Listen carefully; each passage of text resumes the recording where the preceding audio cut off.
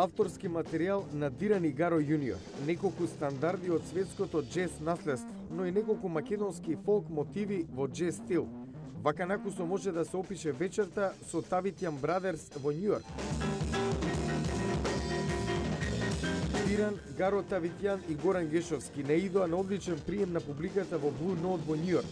Постариот Диран вели: "Имавме огромна чест да настапуваме во клубот во кој свирал Чарли Паркер, на пример."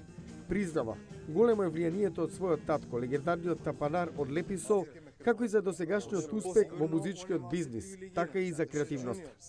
И бидејќи, како да ја кажам, конкретно Европа и Америка има многу музичари, значи многу квалитетни, дали класична музика, џез, рок, што и да е, превише голем кадар има, така да секојаш се цени бар и 1% да има човек оригиналност или да пружи нешто што не го пружи другиот.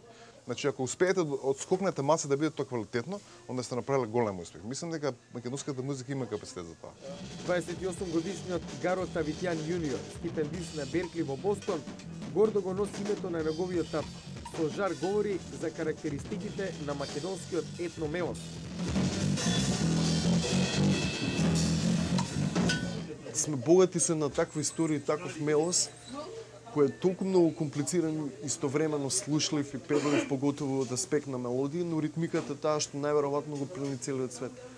Стандардниот основен ритм во Македонија е 7/8, значи потоа се движи кон 9, 11, 13, но акцентските целости се тие што ги разликуваат тие 7/8 и тие што се свират на запад и во Европа.